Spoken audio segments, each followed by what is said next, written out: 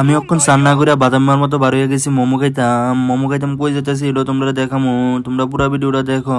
আর হ্যাঁ, আমার কাছে মোমো খুব ভালো লাগে, কারণ আমারও একজন উনি ছিল যে কিনা মোমো খাইতে খুব খুব আচ্ছা বাদ দাও, ট্রাফিক জ্যামের অবস্থা দেখে এদিকের গাড়িটা নিয়ে আইলাম না, আগের একটা গলিতে গাড়িটা পার্ক করে আইলাম। তো এই সেই জায়গা যেখানে আমি এত দূর থেকে মোমো খাইতাম আইছি। তো চলো মোমোর দোকান খুঁজে বার করার আগে মলের ভিউটা তোমরা একটু দেখাই।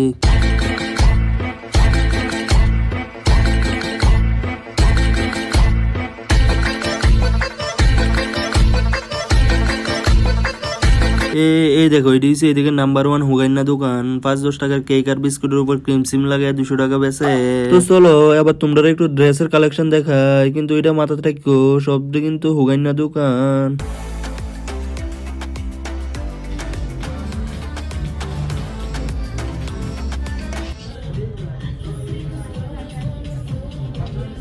তো ফাইনালি অনেক ঘোরাঘুরি করে ক্ষুধাও লাগছে আর মোমোর দোকানটাও খুঁজে পাইছি। তো তাড়াতাড়ি করে 2 প্লেট মোমো অর্ডার দিলাম, কিন্তু ভাই 2 প্লেট মোমোর দাম দেখে আমার ফ্রেন্ডই খুলে গেছে।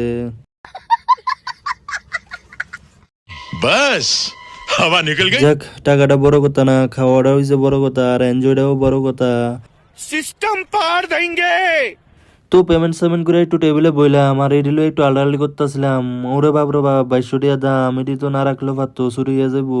হঠাৎ করে তুই কইতাছে কি তারা যে দোকানে নাই, তুই তো পেমেন্ট করে লাইছস, তারা মনে বাইকিয়া গেছে। আবার ফিরা দেখলাম যে না, একজন আইছে, আয়ের ডাকলো, তোমরা মোমো হইছে মোমো লইয়া যাও। তো মোমোটা আনতাম গেলাম।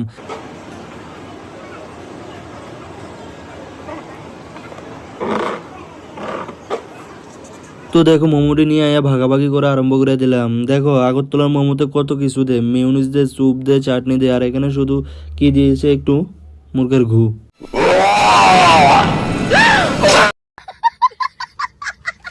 তো ভাই জীবনে প্রথম আমি মোমো হাত দিয়ে না খাইয়া চামচ দিয়ে খাইতেছি। খাইতে কষ্ট হয়েছে, কিন্তু আমি চামচ দিয়ে খাইছি, কারণ মান সম্মানের ব্যাপার আছে, এটা একটা ব্র্যান্ডের জায়গা। তো আমি চামচ দিয়ে পুরো মোমোটা খাইছি। প্রথম বাইট দিয়ে মোমোটা ভালোই লাগছে, কিন্তু শেষ বাইটে আমার একটা মুখে দিয়ে কথা বার হয়ে গেছে, তার লেগে সরি সরি সরি।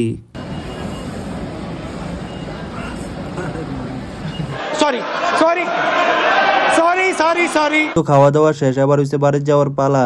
তো যাওয়ার সময় গেটে দেখলাম যে রেল লাইন ছাড়ে রেল চলতেছে।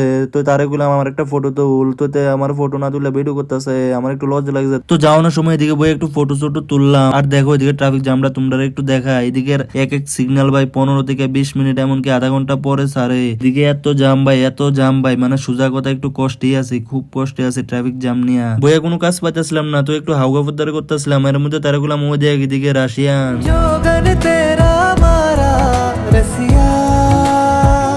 রুমে যাওয়ার সময় আমি আমার সুসু ট্যাঙ্কিটা খালি করতাম গেছিলাম, আর তো এটারও ভিডিও বানাই লাইছে। আর দেখো তোমরা একটা শিক্ষামূলক ভাষণ দিতে আছে। এদিকে দেখো নো পার্কিং এ বোর্ড লাগানো আছে, আর এদিকে দেখো কতলে গাড়ি লাগিয়ে রাখছে। মানে আর কি কম, আমরা ভারত আর উন্নত হইতো না, আর শিক্ষা হইতো না। আর বাই দা ওয়ে আমিও কিন্তু এদিকে পার্কিং করছি। कैसे कैसे लोग रहते हैं यार यहाँ पर। साला तुमको पागल कुत्ते का गाड़ी उठा के ले जाएगा बता रहे हैं हम। তো আমার ঘোরাফেরা সবকিছু শেষ, মোমো সোমো খাওয়া দাওয়া হইলো, ভিডিও হইলো, ফটো হইলো, সুসু ট্যাঙ্কিও খালি করলাম। এখন আমি বাড়ি চলে যাইতাছি। টাটা, ভালো থেকো, টেক কেয়ার, গুড নাইট। बड़ी बातचीत इंडस्ट्री के लोगों से, पूरी पिक्चर बची है अभी प्रोमो देख, मेरे किस्से सुनोगे तो रो दोगे, लश्करी खुशी बच्चों दी।